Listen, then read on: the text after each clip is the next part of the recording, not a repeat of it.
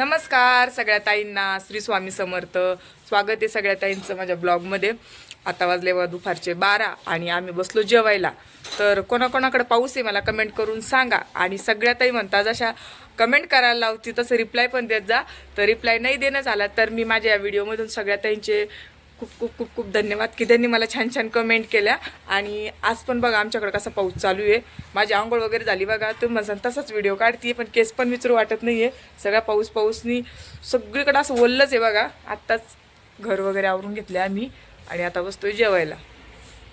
दिसत असेल तुम्हाला कसा पाऊस चालू आहे बाहेर, हे बघा. आणि वरती पण डबडब आभाळ भरलेले आहे. इकडे घेतलेले आम्ही जेवायला. काय काय घेतलेले दाखवते. बापरे सीता, हे 3 आयटम ते बघा. अगोदर मी तुम्हाला सीताच्याच भाज्या दाखवते बघा, कारण की आज आम्ही सोबत जेवणार आहे. नेहमी मी, आई आणि आरू किंवा सोनू राहत असतो आमच्या सोबत, पण ते दोघं शाळेत गेलेले. मी, सीता आणि आईचे. तर तिकडं आपली समू झोपलेली बघा जोडणीमध्ये. आत्ताच तिला आंघोळ घातली. बिना आंघोळीची बिलकुल झोपत नव्हती ताई ती, कारण सकाळी आम्ही तिला झोपू घातलं तर अर्ध्याच तासामध्ये उठून बसली. आता आंघोळ वगैरे घातली आणि मस्त झोपू घातलं. तर इकडे केलेली आहे तिने पापडाची चटणी. इकडं आहे बेसन. तर हे रात्रीचं आहे ना, तर रात्रीचं बेसन आहे, रात्रीची चटणी आहे, पण छान लागते बरं का खायला. आणि हे आहे आरूच्या डब्याचा आलू.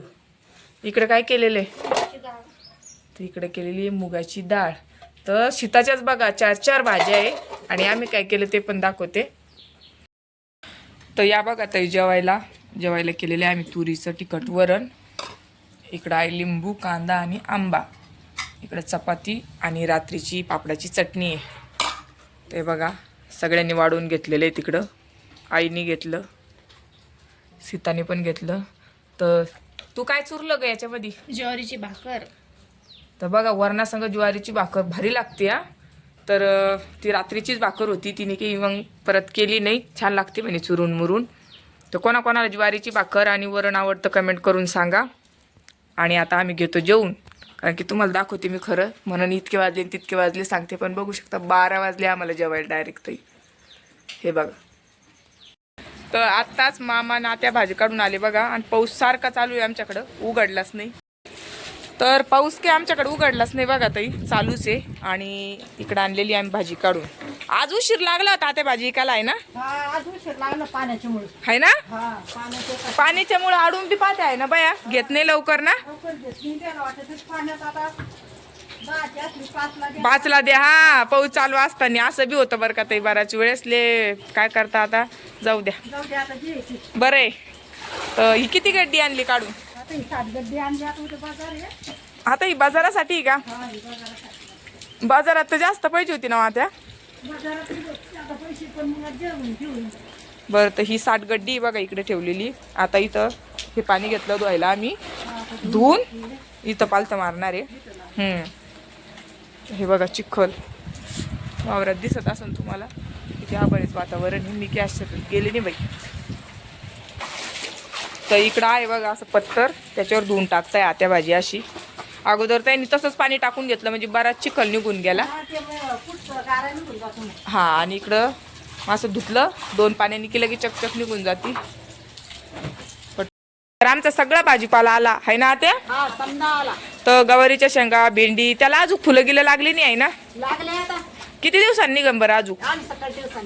तर 7-8 दिवसामध्ये आपली गवार, भेंडी हे तर निघन. आणि डांगराला यायला वेळ लागणार आहे.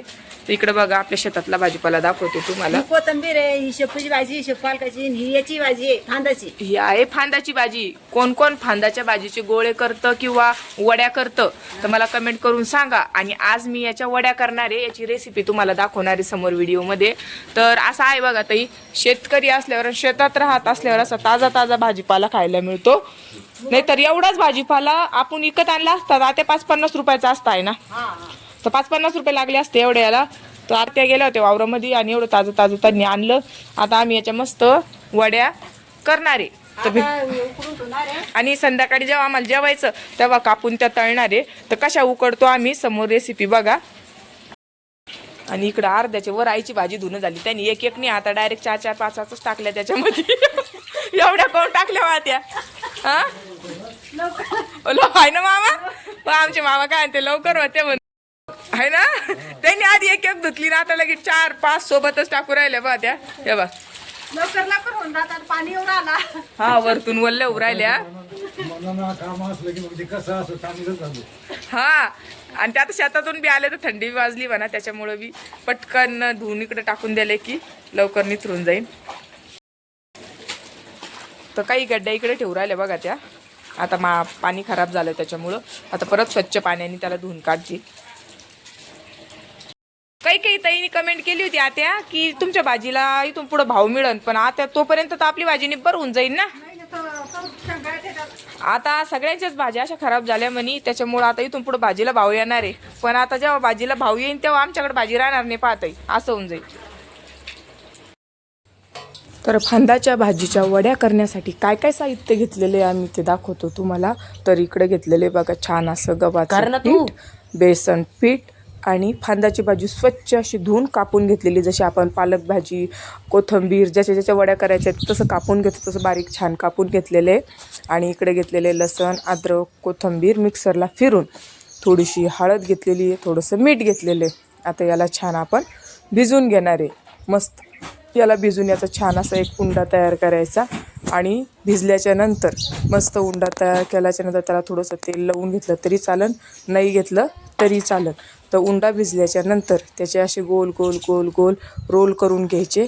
रोल केल्याच्या नंतर मस्त त्याला पाण्यात उकडायला टाकायचे. कोणी वाफवतं कोणी उकडतं, तर आम्ही उकडून घेतलेलं या पातेल्यामध्ये.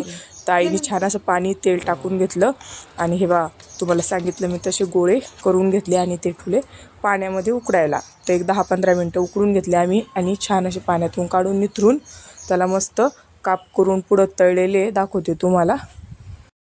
करणार होतो फांदाच्या भाजीच्या वड्या. तर हे छान असे 4 गोळे उकडून घेतलेले आपण इकडं. तर हे छान असे उकडून घेतले 4 गोळे इकडं. तर छान असे गोळे आपण अगोदर पाण्यामध्ये उकडून घेतले तेल टाकून आणि उकडल्याच्या नंतर एक 5 मिनिटं थंड होऊ दिले. नंतर असे काप करून घेतले मी त्याचे. आता हे काप आपण तळले बी काही तळलेले दाखवते मी तुम्हाला. हे बघा ते जसे आपण कोथिंबीरीच्या वड्या करतो सेम तसेच झालेले खुसखुशी. जवळून दाखव सोनू. ते बघा मोडून दाखवते मी तुम्हाला. हे बघू शकतो. तुला देऊ का? आणि समूला बी इतके आवडले ते आपल्या. ते बघा कसे खाते. ओ देते ना, अरे देते ना. हा दर दर दर. तर आम्ही ते फिक्क्या केलेल्या आहे वड्या, त्याच्यामुळे समू पण खाती बघा 2-3 घास. तर अशा छान फांदीच्या वड्या तुम्हाला आवडल्या का आणि तुम्ही करता का मला कमेंट करून नक्की सांगा. आज पाऊस होता आणि आमच्याकडे वेळ होता, त्याच्यामुळे आईने आवर्जून जाऊन भाजी आणली. आपण ताईला बी दाखवू याची रेसिपी. तर ते बघा कशी तळायला टाकलेलं आहे तिकडं मस्त आणि मस्त झालेलं आहे. हे बघ सोनू खाऊन बघ. दे ग, एक नंबर लागतंय बघा. छान लागतंय ना एकदम कुरकुरीत. आपण पहिले फक्त उकडून खात होतो ना, ते मला बिलकुल आवडत नव्हत्या. हे बघा या तळलेल्या एकदम भारी लागत्या. खाऊन पा. काही नाही होत. खाऊन तर सांगू आपण पहिले कशा लागतं तर. एक नंबर. है ना समोर गेल नाही तो. आव समू तर एकदम भारी झालेले बघा. अशा मुलाला आवडून राहिलं बघ. हा सगळ्यात जास्त फांद्याच्या वड्या म्हणजे समूला आवडल्या आहे ना त्या. हा. तर मस्त झाल्या बघा. 2 गोळे आम्ही कापले आणि 2 गोळे फ्रीज मध्ये ठेवलेले. आम्हाला जसे जसे लागणार आम्ही तसे तळून खाऊ शकतो त्याला. आणि जोपर्यंत भाजी तोपर्यंत आपण कधी मध्ये कराजू आता मस्त लागते. बरं भाजी है ना. हा. बर कराजू मग आम्ही आता. कोणाच्या गावाकडे फांदीच्या भाजीच्या वड्या करता मला कमेंट करून सांगा. आणि आजचा ब्लॉग आपला छोटाच होता पावसामुळे की बाहेर जाता नाही आलं. तर इथंच आपण आपला ब्लॉग संपून इकडे बघा समोर काय केलं पा. बाई तुझा हातकुळ गेला ग समा. दर अंदर आमच्या फांदाच्या भाजीच्या वड्या तुम्हाला आवडल्या का कमेंट करून नक्की सांगा. आणि उद्या बी जर पाऊस दिवस असला तर आम्ही काही उद्या आपण कोथिंबीरीच्या वड्या करू. हा चालतं. हाय कोथिंबीर बी. है ना. हा. कोथिंबीर बी भरपूर आहे आमच्याकडं. तर उद्या आम्ही कोथिंबीरीच्या पण वड्या करणार आहे. पालकाच्या भाजीच्या करू. तुम्हाला माहिती का त्या हा. कोथिंबीरीच्या वड्या पालकाच्या भाजीच्या वड्या ज्या पण असल हा. सगळ्या जणी करतात. पण फांदाच्या भाजीच्या वड्या मी पहिल्याच वेळेस केल्या. म्हणलं आपण जमते का बघू. आणि बाकीच्या ताईकड पण करत असेल तर मला माहित नाही, पण ते कमेंट करून मला सांगा. आणि सगळ्या ताई म्हणतात कमेंटला उत्तर द्या जा, कमेंटला उत्तर द्या जा. तर सगळ्या कमेंटला काही उत्तर देणं होत नाही. तर ज्या ज्या ताई माझ्यासाठी छान छान कमेंट करता त्यांचे खूप खूप धन्यवाद. आणि आजचा ब्लॉग छोटाच होता. धन्यवाद, बाय.